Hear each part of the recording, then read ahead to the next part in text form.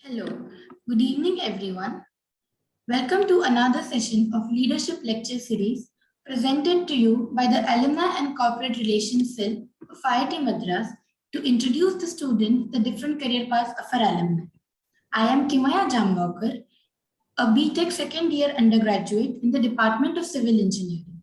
For today's session, we have Mr. Satish Pai as a speaker, a 1985 graduate in the Department of Mechanical Engineering, who is the Managing Director of Hindalco Industries since August 2016, where he oversees the Indian metals business and guides Novelis operations globally.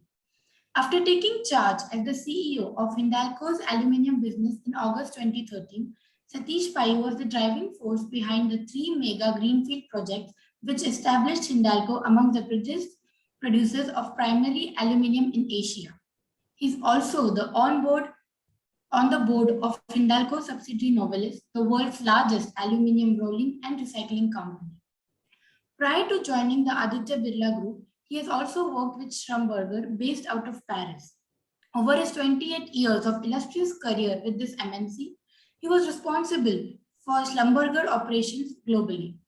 Satish holds a patent in directional drilling and has received the Distinguished Alumni Award from IIT Madras in 2017 and was conferred the Doctor of Letters Honoris Causa D.Litt by Ajinkya D.Y. Patil University in 2020. He serves as the director on boards of Aditya Birla Management Corporation Private Limited and ABB Zurich. He is the vice chairman of the International Aluminium Institute, the vice president and chairman, Non-Ferrous, Indian Institute of Metals, vice president and chairman of Government Affairs Community of the Aluminium Association of India, and chairman of FICC Non-Ferrous Metals Committee. This was just a short look at the speaker's prestigious profile. Over to you, sir. Yeah, thank you very much, Kimaya. So what I thought I'll do is that, normally when people of my advanced age and seniority talk about leadership, we end up giving our experiences from our career journey and tell you what sort of worked and try to give a little bit of gyan based on our experiences. I thought that this time I'll do something slightly different. So I wanted to actually take a look as to what is going to be the leadership traits or the skills that you need in the next 10 to 20 years when most of you are going to be out in the corporate world building your careers. So I think that, my experiences that I had gone through were probably relevant to my times. As Sweta said, I started my career in 1985 straight from the campus and have been working for the last 37 years. But I think the skills, the qualities that are needed for the future are going to be slightly different than what worked for me. So let's sort of go into this now. I spent my time, and I think that most of you people of my vintage worked in what we call a very traditional organization, which is quite structured. It's got many layers. Most of the time, it's sort of a command and control where, the senior you go, the more power you have and the more decisions are taken. People work in some functional silos like sales, marketing, operations. And I think that this is the structure that probably worked right from Henry Ford's time, put together some of the modern corporate structures in manufacturing. And may have largely worked for quite a long time. But I think the future organization is going to look very different. It's going to be, first of all, much flatter, more cross-functional, more collaborative, all driven by this digital world that we are living in. You have to remember that the modern organization structure was built so that information and data sort of flow from the bottom through all these monthly reports, monthly meetings, daily meetings towards the top. So in my opinion, at least, the way data information flows was the way that the organizational structure was also built. Because I realized in my corporate career that actually the data was power. So the more you knew what's going on, the more powerful you were. And hence, the higher you go, more and more information was coming to you that made you then a bigger and bigger manager that was taking more and more important decisions. But I think in the digital world, this is all changing. Data is now freely available. We call it the democratization of data. And hence, the decision-making and the organizational structure is already flattening. Even in a very traditional company like Hindalco, we found out that you can actually take 2 or 3 levels of management out and make the organization much flatter, because data is coming digitally. And if you want to get the best out of that data, then decision-making has to be brought as close to the action as possible. In an old organization, decisions, sometimes the more bigger decisions, were taken very far from the point of action. You know, there were the famous daily morning meetings used to happen, the monthly reviews used to happen, big decisions were taken once in a week when everyone got together. I think in an organization of the future, with the whole level of digitization and digitalization and automation we are seeing, data will be freely available, and hence organizational structures will get flatter and decision-making power will move closer to the action, whether it's a shop floor or whatever is the industry you're working in. So I think that's an important change that you are already seeing, and that is going to accelerate. The skills that I needed to climb the corporate ladder will change. So for me, it was a corporate ladder. I knew that the next step is here and the next step is here. And it was, you know, okay, it was a little bit of a snakes and ladder. You make a mistake, you could just drop down and you start up the ladder again. But I think for you people going forward, you will have to navigate a much more diverse terrain with lots of ups and downs. So it's not going to be a ladder that goes up. It's going to be a hilly, rocky terrain where you will go up a hill, you will come down a hill, you will go sideways into you know, some sort of a cavern, because that's the way corporations are going to be. And this actually makes the thing a little bit more complicated. So I'm going to sort of dig a little bit deeper into it. In my world, progress was very simple to measure. I got promotions, I got job bands, I got higher salary bands and grades. And in that way, life was simple. I knew when I was progressing and when I was not.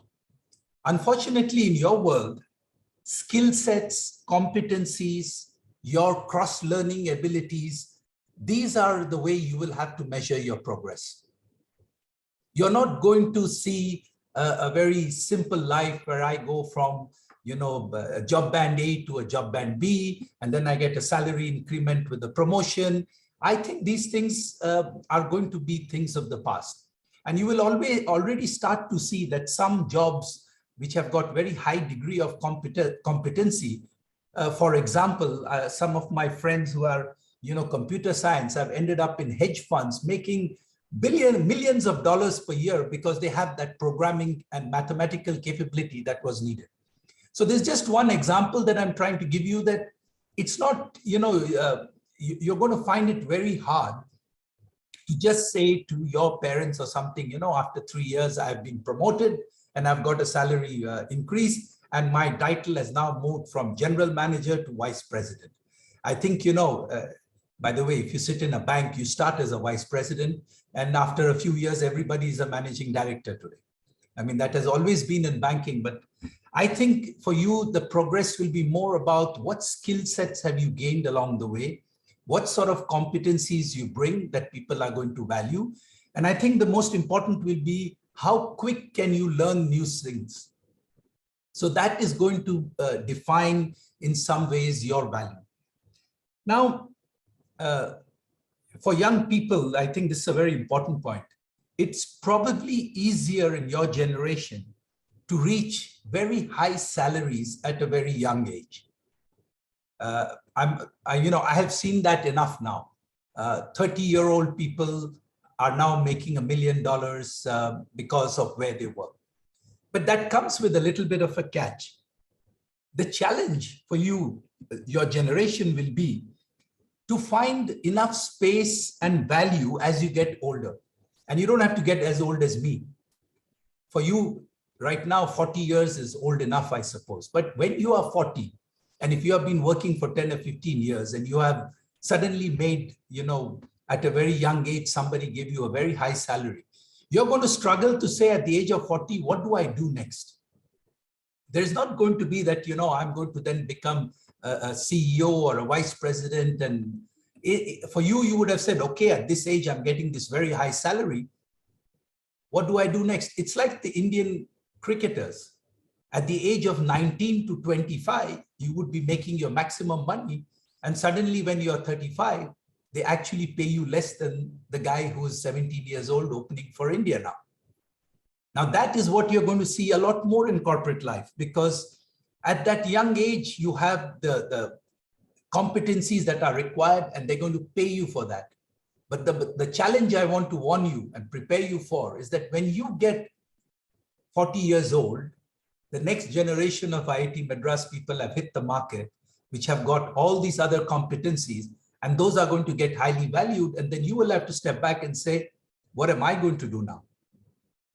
Where am I and what value can I add? Now, if you're one of those people that says at the age of 40, I've made enough money, I'm going to go and do social work, or I'm going to sit on the beach for the rest of their life, fine. But remember, you're going to live to an average of 90 years old. So you can't retire at 40 and sit on the beach or do anything else for 50 years. So I think this is certainly one of the challenges that your generation is going to face.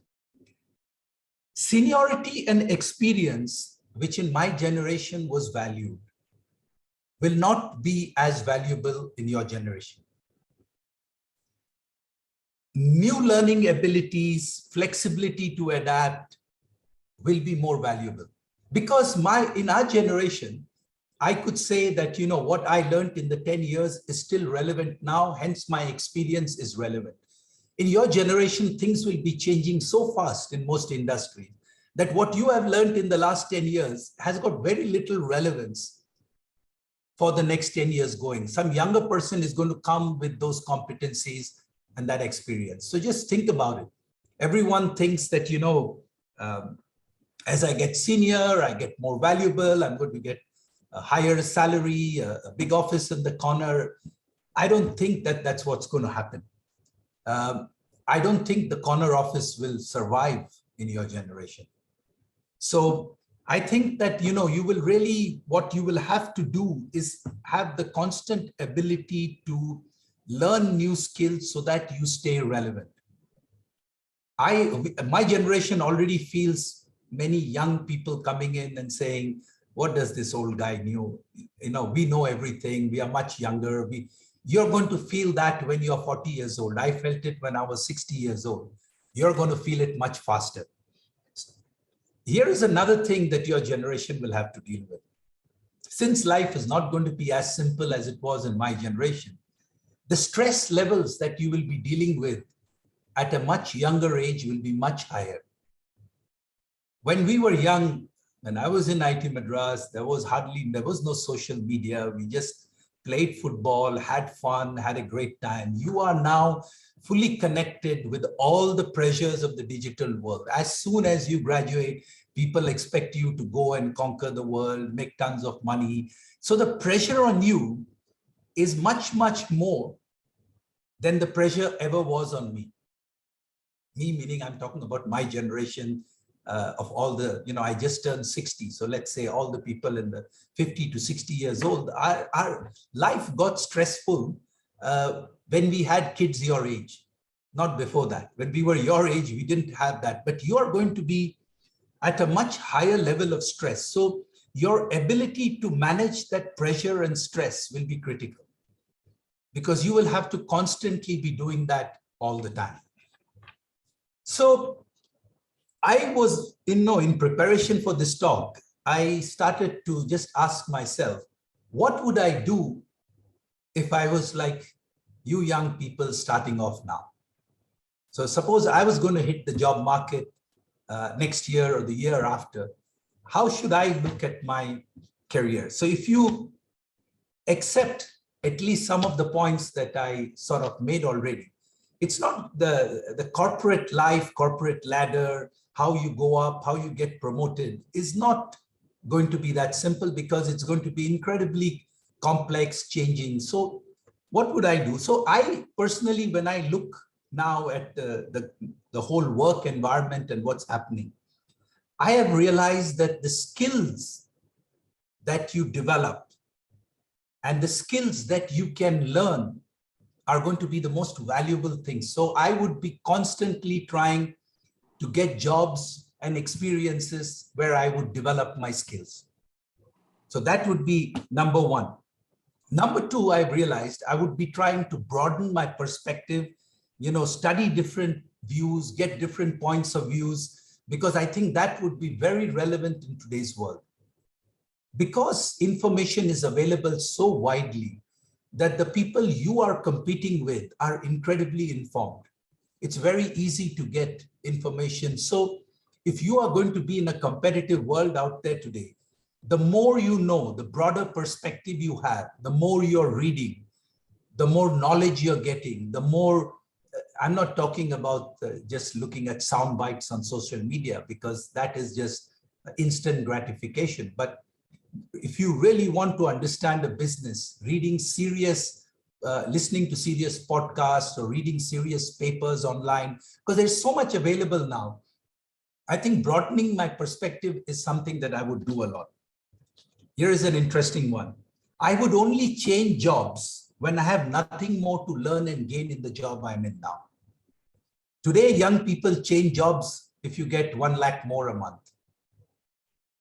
Right? Somebody has to just give you a little bit more salary and you jump. Or some people think that, oh, there is this formula. Every 2 to 3 years, I need to do another job. And then in 5 years, I will reach a certain level.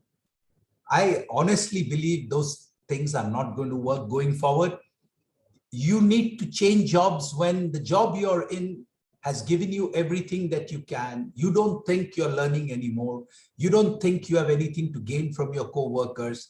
And then you should be consciously trying to get a job where you get into something new and learn more. I would not be jumping jobs just because I get 1 lakh more.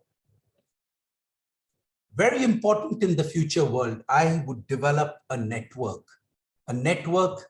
You are today, I have realized that my biggest value that I have today is not my salary, because when I retire, my salary will go down to zero. But my value is the network that I have. Whether it's the IIT Madras alumni, whether it's my corporate, it's the people I know out of my 28 years working in all these countries. My value comes in my network. I can call people in different parts of the world, in different companies. If I run into an issue, I have so many things that I can discuss with so many. This network, and I tell people, develop a network. And you should start young, much younger than when I started. The value in today's generation will be in that development of a network. Don't think that just by jumping jobs every 2-3 years, getting a few lakhs more, you will do all that and get to the age of 40 and then you will find you have peaked. The real challenges in the corporate life come after the age of 40, because it's like the Indian cricket team. Up to the age of 35, 36, you're a star. And then you come to Cheteshwar Pujara's age or Dhoni's age, and then you're wondering, what do I do next? I mean, Dhoni is an old man at the age of 40. That is my example of what corporate life is going to be like. By the time you're at 40, the next generation has already come in and saying, who is this 40-year-old, very, outdated, does not know what's going on. So I think this is why that at that time, your learning ability, your network, and your people skills will all become important. And success is a measure of self-satisfaction in doing a meaningful job, in being relevant. It should not just be measured in terms of money. I think money is important. I'm not going to kid you, and I have made enough money in my career. But I do think that, for you young people, you will have to balance this making of money with some more meaningful things, because very simply, you have a much better chance of making what I did in 40 years of my working life. In less than 20 years, you may make the same amount of money. At least I hope you do. You are all, coming out of IIT Madras, so you should be able to do that. But once you've made your money, then you're going to sit and think, what is really relevant in life? And I wanted to tell you, and this is a very strange thing, that success is not getting to the corner office. There may not be a corner office after another 20, 30 years. You will find that your true value is going to be in your network of people, whether it is family, whether it's friends, whether it's colleagues. What will give you value will be how big and how diverse that network is. So those were my thoughts about leadership traits for the future. And I just wanted to end with one thing. There's one skill that is still very relevant. All the technical skills, all the other things could all be, but even today and going forward, the most difficult thing you will ever do, and those who do it will get rewarded the most. And I'll give you the example of Mr. Dhoni again. He's still relevant today. Why? Because he's got people management skills. He's got people motivation skills. That is the skill that is common between your generation and mine. Probably more relevant in yours because you seem to spend half your time in the metaverse and not in the physical world. So actually, making relationships or getting people's skills is a lot more difficult for your generation than mine. I had to deal with physical contact all my years. It's only in the last 2 years with the COVID that, we're all on Zoom and things like that. I mean, the first time I came back to India, I was in IIT Madras when I gave a talk on leadership skills. That was based on my past experience. It's still there on YouTube. But a lot has changed in the last 8 years. And I think that's why I thought I would share with you that what was relevant in my times, the way I went up on the corporate ladder, is not going to be relevant for you going forward. You guys are going to face a far more complex, challenging world out there. It's a lot more interesting. It can be a lot more rewarding, but you need to, sort of open your mind and start to say, okay, if I'm going to be going out in this world and going to build a career, how am I going to approach it? And I just thought that I'll just share with you a little bit of what I thought is going to be relevant. So with that, I open it up for Q&A and look forward to an interesting discussion.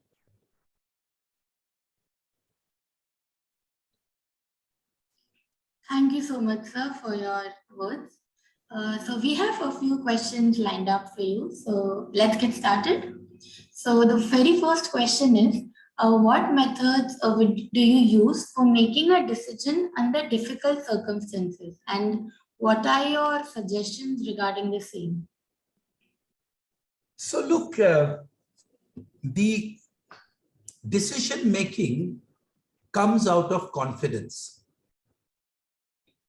If you're not confident, then you will ask 20 questions, you will dilly and dally, you will ask 10 people, and you will try to reach a consensus to a decision.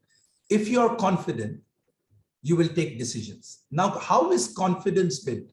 Confidence people call it many different things. The latest buzzword is artificial intelligence, but it really is your competencies, your experiences, your knowledge of the topic that you're taking a decision on that has been built to the point where you are confident.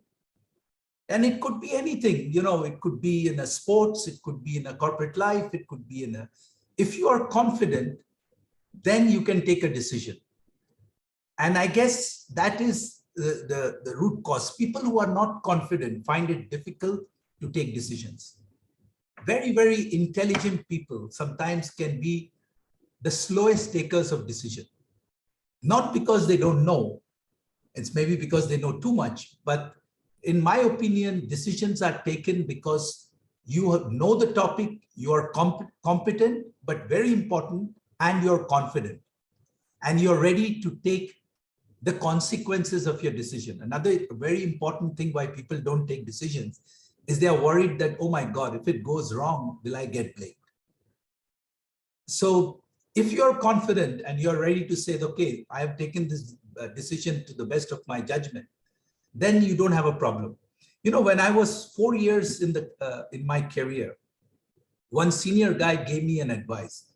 He said that the higher you go, your job is to take decisions. And by the way, out of 10, if you are right in 6, you're a great manager. Don't think you will get everything right.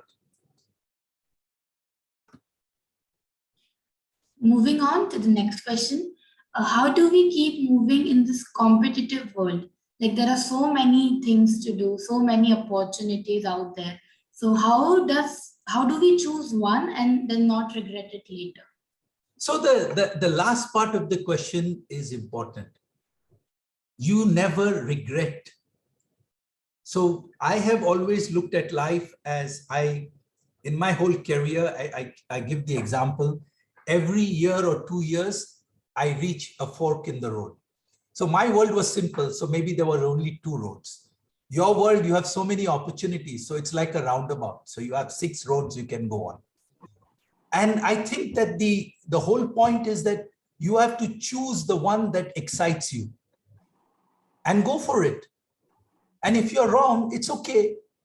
Especially, in the first 10 or 15 years of your career, it doesn't matter.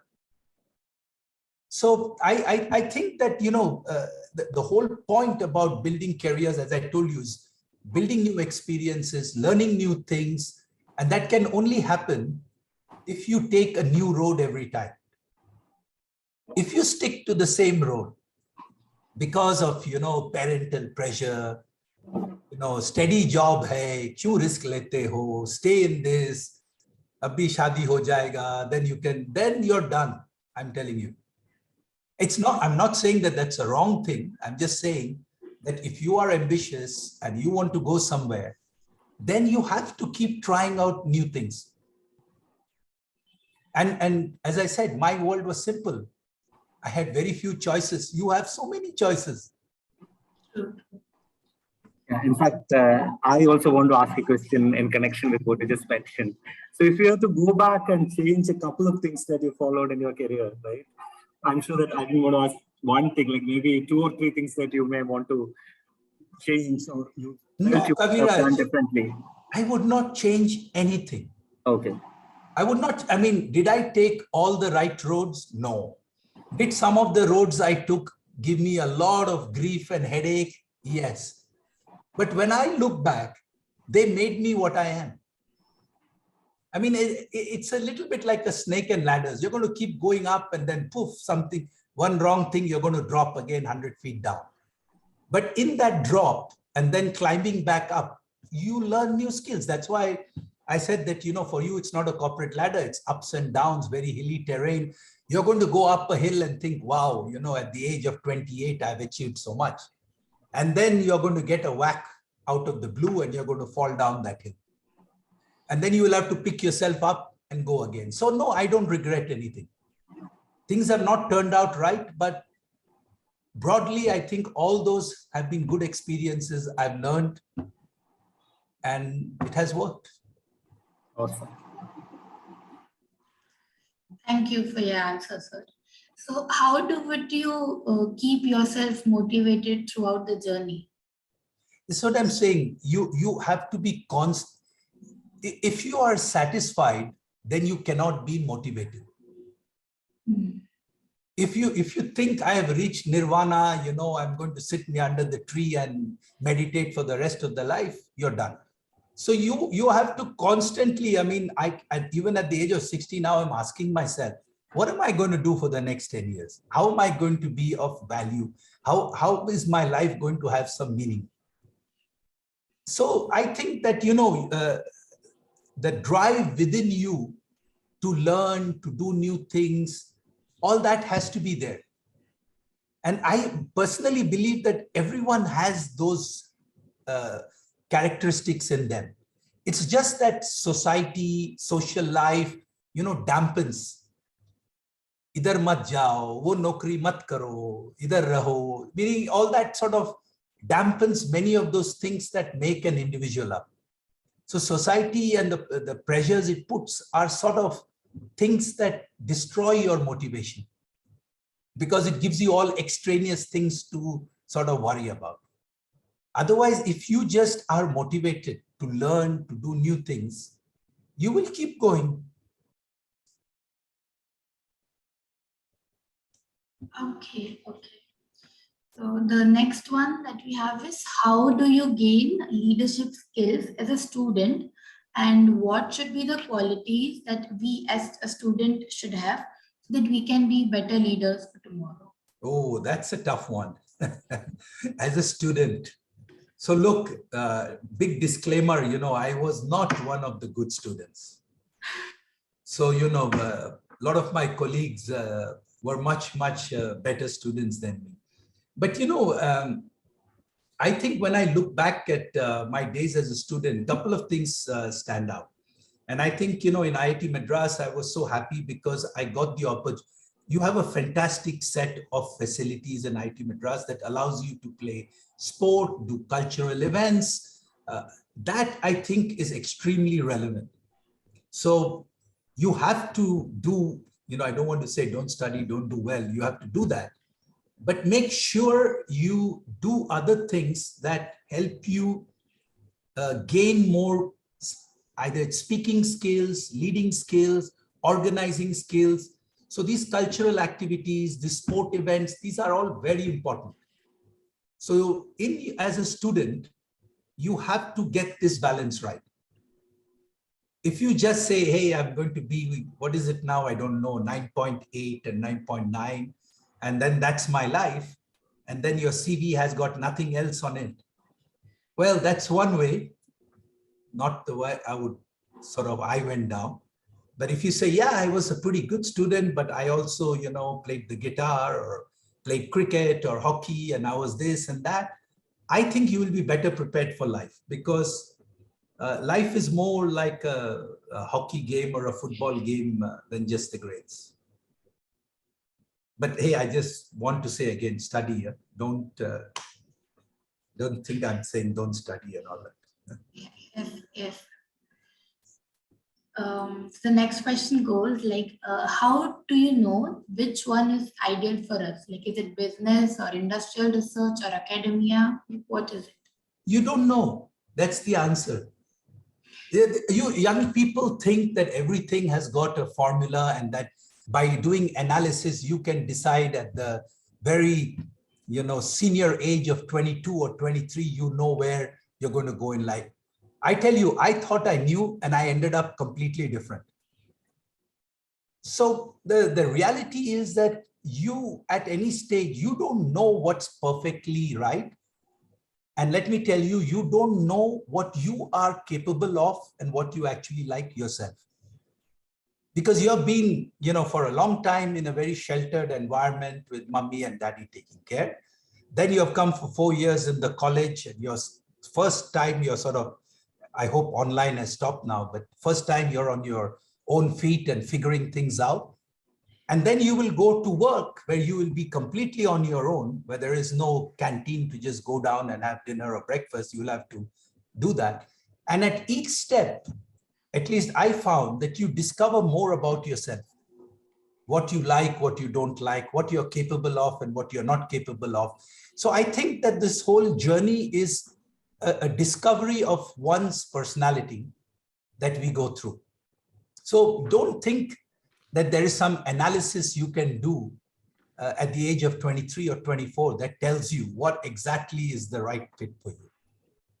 You're going to be wrong 9 times out of 10. You have to say, okay, at this age, I like doing this. I like e-commerce, because all of you guys now think e-commerce is great. Fine. So you go into e-commerce, but don't think that is going to be the rest of your life. Go and learn, do something, start up, get some excitement, and then you will find, okay, after a while, this is not that what I thought, and I want to, and that happens.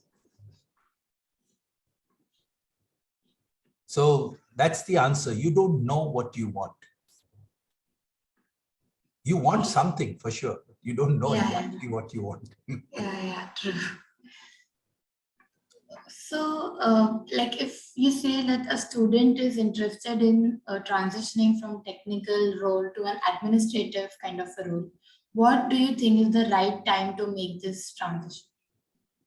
There is no such thing as a right time. The opportunity will come.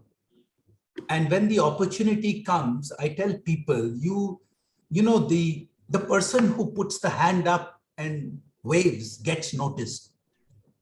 Many people think that I'm going to sit and I'm going to do a good job and then people are going to recognize me.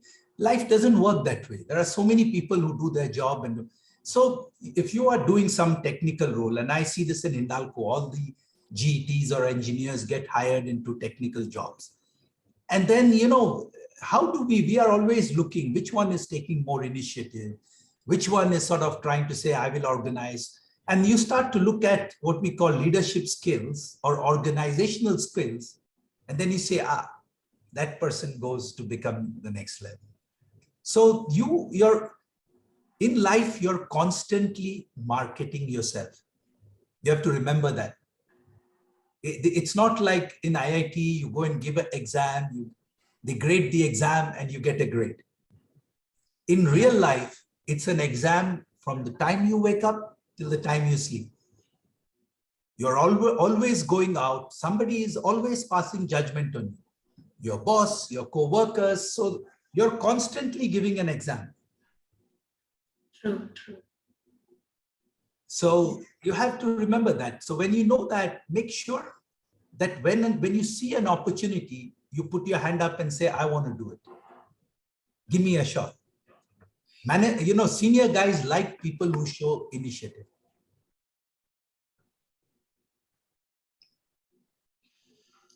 The next question goes like, what are the risks associated with leadership like yours? And what motivates you to take such risks and how do you handle it? It's what I told you. I mean, the risks I'm taking are nothing compared to the risk your generation is going to take. When I look back, my life was a lot more protected. You people are going to have a lot more risks than I had. And what I tell you again, if you know what you're doing, competency, skills, and you're confident, then you will have no problem taking risks.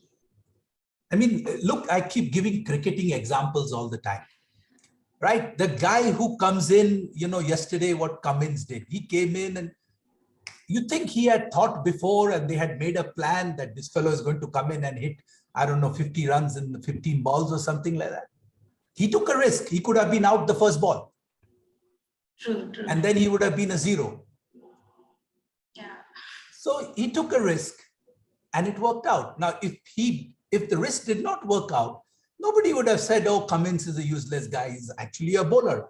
So you said, okay, he bowled well. So the upsides of taking a risk, now here is the real answer, are a lot more than the downside of the risk going wrong. Just remember that. And that's why most of the ambitious guys always take risks, because they know that if it turns out right, you're a star. If it doesn't work out, you get another chance. If you're young enough, okay, they'll give you another shot. Don't worry. So I guess I have always taken that approach. And then when you get very senior, then you say, okay, if something doesn't go right, what can they do the most? Ask me to retire. So I don't care. So I still take risk. And when you have such big positions, so how do you efficiently manage your time? I don't. Whoever tells you at very senior level that they are great time managers, they are lying. It's a constant struggle, Kibaya. It's not easy to manage time. You're constantly juggling. Your spouse is upset with you. Sometimes your children are upset with you. So I don't pretend that I'm efficiently. I'm trying to do the best I can. And I think that's good enough. But I think the key is be organized. Be organized. Don't overbook yourself. People like to commit. Learn to say no. Here, people will say yes, even when they know they don't have the time and they don't want to do it. But, oh, I don't want to, I don't want to make Kimaya upset. So I'll say yes. And then I will not show up. And anyway, you will get upset. But people don't seem to realize that you have to be organized and you have to learn to say no. But what you commit, you should do. Don't get into this very bad habit of saying, okay, I'll be there at 7 and then show up at 9. Because you had committed to something else during the road. It shows a wrong mindset right from the beginning. True. So the next question goes like, given that there is this hybrid mode of work going on right now, what would be the leadership role in this hybrid mode of work? So look, this has been a very interesting lesson for me in the last 2 years. And I am, to be honest, really struggling with this whole concept. I realized that, like today, it was very easy. I would have thought about this the last time I came physically to IIT Madras. I did my work, I came home a little bit early and I'm taking this call from the house. So the flexibility that online affords you is amazing. But if you try to do all the office work online, you get into all sorts of other problems. A lot of things fall through the crack. A lot of things that happen that require many people around to solve a problem, brainstorming, all those I found don't happen very easily. So I think that the hybrid way of working is probably here to stay. But I think that depending on your role, you have to figure out that balance. It's not going to be as simple as saying, I work Mondays, Wednesdays, and Fridays from home, and I come to office on Tuesday, Wednesday. That doesn't work in the corporate life, because unless you are a lone worker that writes software or answers, if you're working in a team, then the team has to figure out the schedule that works for all of them. Otherwise, what happens is that you have endless online meetings. Everybody now in the work from home environment was sitting in meetings from 8 o'clock in the morning till 12 o'clock in the night. So I had so many people telling me, sir, we want to come back to office. I said, why? They said, we are sick of online meetings. So hopefully if we come to work, we'll work from 9 to 6 and we'll go home and have our free time. So I think this whole hybrid way, work from home thing, it went to one extreme during the lockdowns. It is swinging back now, and it is going to settle somewhere in the middle. And I think, management, people are figuring out some things make sense online, some things don't. I mean, I am now having meetings with all the new employees who joined the Bombay office during COVID that I have never met. They joined when they were online. They don't know what Hindalco is, what the culture of Hindalco is. So I'm actually, having to meet them physically and get to know them. So it's a challenge. By the way, I thought that all young people like to work from home. And all of us old people want to come to office. I'll tell you, I had lunch with some 20 young people. Out of them, 16 said, sir, I live in one apartment, one room apartment in Bombay. I don't like work from home. I've got a roommate. For me, I want to come to work. And he says, when I come to work, I get to socialize. So it was a very interesting perspective. But they all say, sir, we like the flexibility. So how to give the flexibility and get the other balance right is work in progress. Yes, yes, yes. Okay, so what, according to you, should be the most important thing a college student should focus on? See, there is no such thing as the one, people think that question sort of says that there is one silver bullet that solves all the problems. There is not one thing. There are, I told you, a couple of things. And that is what life is. It's not one important thing. All through your life, you will be juggling 4 or 5 balls. So you have to study, you have to do extracurricular activities, you have to take the opportunities to build your network. So a college student's life is preparing. Why do you go to college? Because after IIT Madras, you expect a big bunch of corporates to come and give you great jobs at great salaries, right? And you have to be prepared to do that. So there is no one important thing. And you will find in life, your parents will want one thing, your partner or husband will want something, your children will want something. So you are constantly, you cannot say, there is only one important thing in my life. It's not so simple. Yes, yes. And one more question that we have is, what were your best memories of IITM, or what were the best memories you had with your IITM friends? Oh, I had a great time. I mean, I have so many fond memories of, whether it was the football, I love to play football because I came from Calcutta and I ended up uh, captaining the football team as well. So, and we used to play in the local league. So all the little village kids in Taramani and Velacheri knew me. So I enjoyed playing that sport and playing in that local college league. I enjoyed the cultural fest. It was not called Sangam at that time. I forget. It was called Spring Fest, I think, during our time. Okay. It was called something else. So I really enjoyed that time.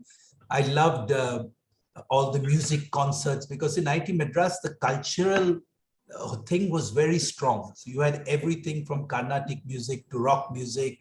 So I remember, leaving college with a very strong musical, diverse experience with so many people. So really great memories. The only thing I hated were the exams. So I don't think you young people have it, but in my time, first it was relative grading. And second, we had 3 exams every week from the first week and a final exam at the end. So it was a big shock to the system that you show up and you're thinking college, and first week is over and the exams start. So that part, I mean, really traumatized me. That's why I never did a master's or an MBA or ever again.